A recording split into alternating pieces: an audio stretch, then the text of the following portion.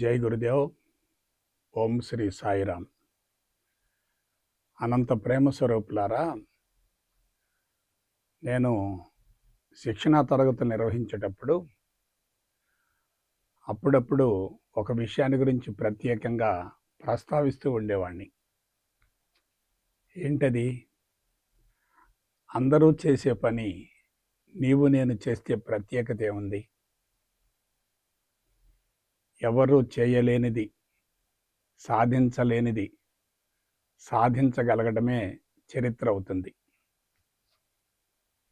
చరిత్రను సృష్టించిన వ్యక్తి ఆనంద బాష్పాలతో మరణిస్తాడు.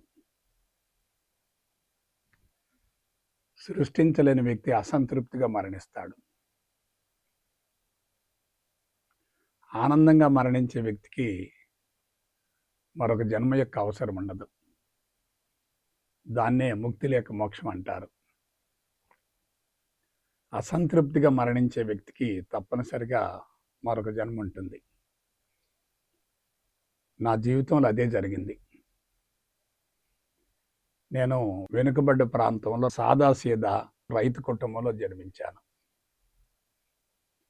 అతి భయంకరమైన జబ్బులు పుట్టినప్పటి నుంచి నన్ను వెంటాడుతూ ఉన్నాయి. ఇప్పుడు నాకు 76 సంవత్సరాలు. 75 సంవత్సరాల వరకు కూడా నేను జబ్బులతోనే బాధపడ్డాను. ఇటీవల అన్ని రకాల జబ్బుల నుంచి సమూలంగా బయటపడ్డాను.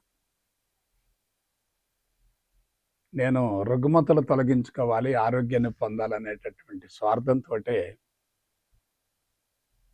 1991 సంవత్సరంలో ఈ ఆధ్యాత్మిక మార్గంలోకి ప్రవేశించాను. అందుకు మూల కారణం ఏంటి? మా అమ్మా నాన్నల ద్వారా నాకు సంక్రమించినటువంటి అతి భయంకరమైనటువంటి జన్యు సంబంధమైనటువంటి దీర్ఘకాలిక రుగ్మతలు. అవి జీనుల యొక్క లోపం వల్ల నాకు సంక్రమించాయి. వాటికి ప్రపంచంలో ఎక్కడా పరిష్కారం లేదు. జీవితాంతం అనుభవించవలసిందే. నేను ఎంఎస్సి జువాలజీలో ప్రథమ శ్రేణిలో ఉత్తీర్ణుడనై కాలేజీలో లెక్చరర్గా బోధ చేస్తున్నప్పుడు నాకు తెలిసినటువంటి నగ్న సత్యం ఏంటంటే, ప్రపంచంలో ఏ వైద్య విధానం ద్వారా కూడా జీనుల యొక్క లోపాన్ని సరిచేయలేం. జీనుల్ని అసలు మార్చలేం. కాబట్టి నేను జీవితాంతం జబ్బులతో బాధపడాలి. వృత్తికి న్యాయం చేస్తానా లేదా, నా భార్య బిడ్డలు ఏమైపోతారనేటటువంటి మరణ భయం నన్ను నిరంతరం వెంటాడుతూ ఉండేది. ఏదో ఒక విధంగా ఆరోగ్యాన్ని పొందాలి, ఎక్కువ కాలం జీవించాలనే భావంతో 91వ సంవత్సరంలో ఆధ్యాత్మిక మార్గంలోకి ప్రవేశించాను. 1991లో ఆ మార్గంలోకి ప్రవేశించిన తర్వాత నేను సైన్స్ లెక్చరర్ని కాబట్టి దాని గురించి లోతుగా విశ్లేషించుకున్నాను, అధ్యయనం చేశాను, స్పష్టతను పొందాను. అదేమిటంటే, మానవ జీవితానికి అర్థం పరమార్థం చేకూరి పరిపూర్ణత్వం సిద్ధించాలంటే ఆధ్యాత్మిక మార్గం మినహా వేరే మరొక ప్రత్యామ్నాయం లేదు లేదు లేదు. ఎవరు ఎక్కడ తిరిగినా చిట్ట చివరకు ఆధ్యాత్మిక మార్గానికి చేరి జీవితాన్ని ముగించవలసిందే. ముందుగా ప్రవేశించిన వారు తప్పనిసరిగా లబ్ధి పొందుతారు, ఆలస్యంగా ప్రవేశించిన వారు తీవ్రంగా నష్టపోతారు. ఇది నాకు తెలిసినటువంటి నగ్న సత్యం. అయితే నేను సాధన చేసేటప్పుడు ప్రారంభంలో నా జబ్బులు తగ్గకపోగా ఇంకా పెరుగుతూ వచ్చాయి. మూల కారణం ఏంటి? నాకు అందించినటువంటి సమాధి అభ్యాసం కానీ ధ్యానం కానీ శాస్త్రీయ పందాలో లేనందువల్ల నా రుగ్మతలు తగ్గకపోగా ఇంకా పెరుగుతూ వచ్చాయి. అందువల్ల నేను కొన్ని పుస్తకాలు చదివాను. ఆధ్యాత్మిక ప్రచారం కూడా చేస్తే బాగుంటుందనే భావంతో 93వ సంవత్సరంలో గురూజీని అయ్యాను. ఒక 5 సంవత్సరాలు సాధన చేసిన తర్వాత 98వ సంవత్సరంలో 1998లో సైన్స్‌ను, ఆధ్యాత్మికతను సమన్వయం చేసి అందించగలిగితే ప్రపంచానికి న్యాయం జరుగుతుందనేటటువంటి భావనతోటి ధ్యాన మండలిని స్థాపించడం జరిగింది. 99వ సంవత్సరంలో తొందరపడి ఉద్యోగానికి రాజీనామా చేశాను. 2000 సంవత్సరంలో గురూజీలను తయారు చేయటం ప్రారంభించాను. పుస్తకాలు రచించటం, ప్రవచనాలను రికార్డు చేయటం, భజనలు, భక్తి గీతాలు, మంత్రాలు, శ్లోకాలను రూపొందించి విడుదల గావించటం, సమగ్ర విశ్వశక్తి యోగ చికిత్స ద్వారా ఉచితంగా మందులు అందించటం, అందించేటటువంటి జ్ఞానం నవీన మానవుని మేధస్సును ఆకర్షించే విధంగా, ఆకట్టుకునే విధంగా ఉండటం వల్ల సంస్థ శరవేగంగా విస్తరించింది. తెలంగాణ, ఆంధ్రప్రదేశ్, యానాం, ఒరిస్సా, కర్ణాటక రాష్ట్రాలలో తెలుగువారికి లక్షలాది మందికి బ్రహ్మోపదేశం ద్వారా మంత్రాన్ని అందించడం జరిగింది. ఎక్కువ మంది లబ్ధి పొందారు. అయితే నా సంగతి ఏమిటి? నా జబ్బుల సంగతి ఏమిటి? అవి తగ్గలేదు. ఎందుకంటే ప్రయాణపు బడలెక్క పెరిగింది, కార్యక్రమాల ఒత్తిడి పెరిగింది, సకాలంలో నిద్ర లేదు, ఆహారం లేదు. అందువల్ల నేను శారీరకంగా కొంత బలహీనపడ్డాను. అటువంటి తరుణంలో వేదాలలో ఏముంది, ఉపనిషత్తులలో ఏముంది, బ్రహ్మసూత్రాల్లో ఏముంది అనేటటువంటి అంశాన్ని ఆధారంగా చేసుకొని ఒక కోర్సును రూపొందించాను. అది నా జీవితానికి మలుపైంది. 2015 సంవత్సరం వచ్చేసరికి నేను భౌతికంగా ఆరోగ్యాన్ని పొందాను. 2018 సంవత్సరం తర్వాత ఆలోచన విధానంలో మార్పు వచ్చింది. 2021 సంవత్సరం తర్వాత సంకల్పాలు సిద్ధించడం కూడా మొదలైంది. అయితే దురదృష్టం ఏంటంటే 2021 సంవత్సరంలో మాతాజీ గారు శివైక్యం చెందారు. ఇక సంస్థ మనుగడను గురించి నాకు నిరుత్సాహం కలిగింది. సంస్థను కొనసాగించలేననే భావన కలిగింది. అయితే మార్పు వచ్చింది కదా, అనుభవాన్ని పొందాను కదా. అనుభవాన్ని పొందిన వ్యక్తి నిద్రపోకూడదు, అనుభవం లేని వ్యక్తి ప్రపంచంలోకి ప్రవేశించకూడదు. అందుకని అధునాతన సాంకేతిక పరిజ్ఞానంతో వీడియోల ద్వారా నూతనంగా కొన్ని శిక్షణా తరగతులు రూపొందించాను. అంతర్ముఖ యోగ శిక్షణ, మహిళా వ్యక్తిత్వ వికాస్ యోగ శిక్షణ, చిత్తశుద్ధి యోగ శిక్షణ, సత్యదర్శన యోగ శిక్షణ అని చెప్పి కొన్ని శిక్షణా తరగతులు రూపొందించి అందించాను.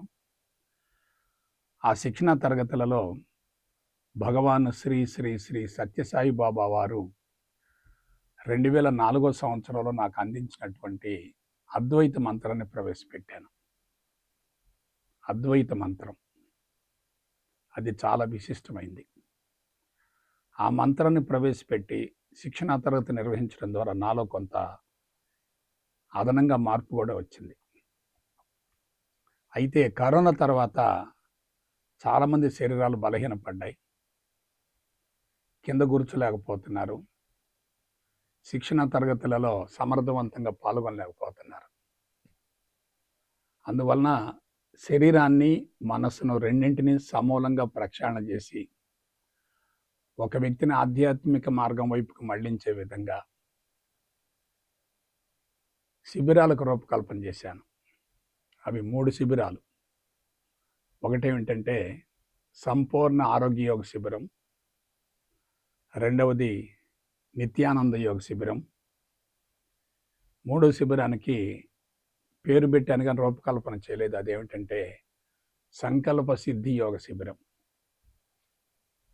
2023 నుంచి ఇటీవల కాలం వరకు సంపూర్ణ ఆరోగ్య యోగ శిబిరం, నిత్యానంద యోగ శిబిరాలను నిర్వహిస్తూ వస్తున్నాను. ఆశ్చర్యకరమైన అంశం ఏంటంటే 2025 సంవత్సరం జనవరి నుండి నా ఫిజికల్ బాడీలో సమూలమైన మార్పులు వచ్చాయి. అంతకుముందు భౌతిక ఆరోగ్యం సంక్రమించింది, ఇప్పుడు సంపూర్ణ ఆరోగ్యాన్ని పొందగలిగాను. నేను మీకు ఒక హామీ ఇస్తున్నాను. ప్రస్తుతం నా శరీరంలో జబ్బులు లేవు. మానసికంగా ఎటువంటి ఒత్తిడి లేదు. మరొక విషయం కూడా చెప్తున్నా, భవిష్యత్తులో జబ్బులు రావు, నాకు సమస్యలు కూడా ఉండవు. ఎందుకంటే జీనుల యొక్క స్వరూపాన్ని మార్చగలిగినటువంటి అధునాతన సాంకేతిక పరిజ్ఞానాన్ని ముందు నా జీవితం మీద అన్వయించుకుని ఆ తర్వాత ప్రపంచానికి అందించడం ప్రారంభించాను. అందువల్ల శరీరంలో ప్రస్తుతం జబ్బులు, భవిష్యత్తులో కూడా జబ్బులు వచ్చే అవకాశం కూడా లేదు. సో ఇటువంటి మార్పు వచ్చింది కాబట్టి నా కర్తవ్యం ఏమిటి, బాధ్యత ఏమిటి, ధర్మం ఏమిటి, ఆ కోర్సులు ఇంకా పగడబందీగా అందించాలి. అదనంగా క్రొత్త కోర్సులు తయారు చేయాలి. అవసరమైతే అటువంటి కోర్సులను అందించేటటువంటి గురువుజీలను కూడా తయారు చేయాలి. అందువలన కొంతకాలం శిబిరాలని వాయిదా వేస్తున్నాం, ఆపేస్తున్నాం. ప్రస్తుతం సంపూర్ణ ఆరోగ్య యోగ శిబిరం సెప్టెంబర్ నెలలో 21 నుంచి 29 వరకు జరగబోతుంది. అది పూర్తి చేసుకున్నటువంటి వాళ్ళకి అక్టోబర్లో నిత్యానంద యోగ శిబిరాన్ని అందిస్తాం. నవంబర్లో సంకల్ప సిద్ధి యోగ శిబిరాన్ని ప్రయోగాత్మకంగా ప్రవేశపెట్టి దాన్ని కూడా అందిస్తాం. ఎవరైనా ఈ 3 శిబిరాలకు హాజరైతే శారీరకంగా రుగ్మతలు ఉండవు, మానసికంగా ఒత్తిడి ఉండదు, ఆధ్యాత్మిక పరిణతి జరుగుతుంది, ఆత్మస్థితికి చేరొచ్చు, జీవిత సంకల్పం నెరవేరుతుంది, జీవిత పరమాత్మ నెరవేరుతుంది, జీవితం సద్వినియోగపడుతుంది, జీవితం తప్పక సార్థకం అవుతుంది. అందువలన నా సలహా ఏమిటంటే సెప్టెంబర్ నెలలో జరగబోయేటటువంటి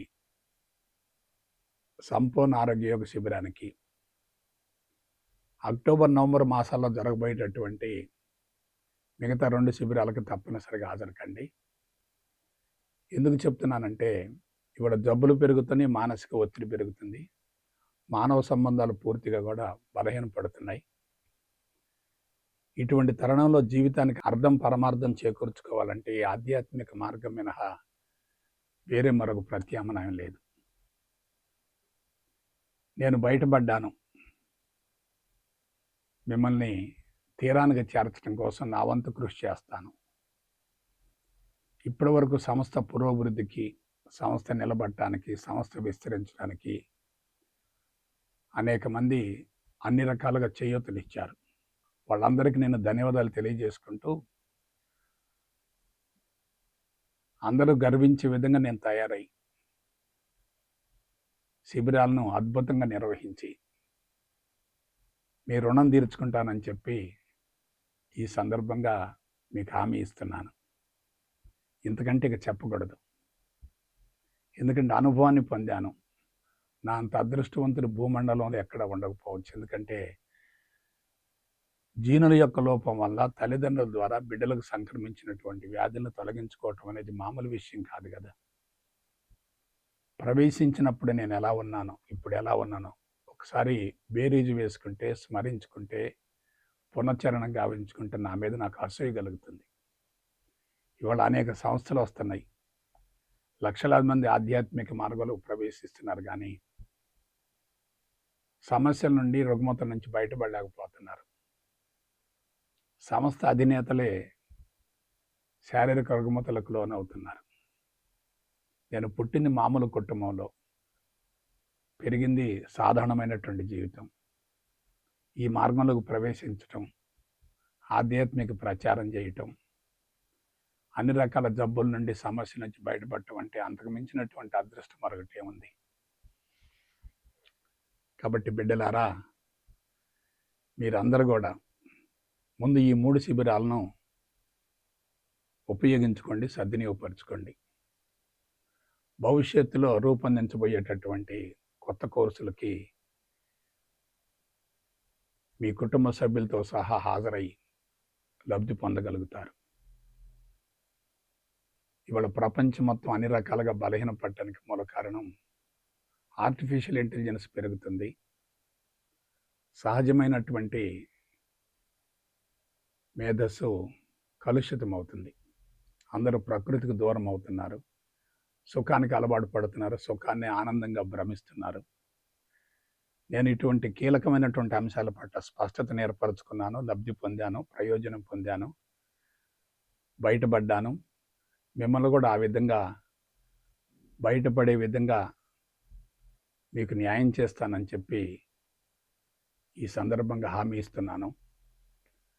కాబట్టి ఆ 3 శిబిరాలకు తప్పనిసరిగా హాజరవుతారని మనస్ఫూర్తిగా ఆశిస్తూ, ఆకాంక్షిస్తూ, నిండు మనసుతో ఆశీర్వదిస్తూ సెలవు తీసుకుంటా. జై గురుదేవ్, జై గురుదేవ్, జై గురుదేవ్.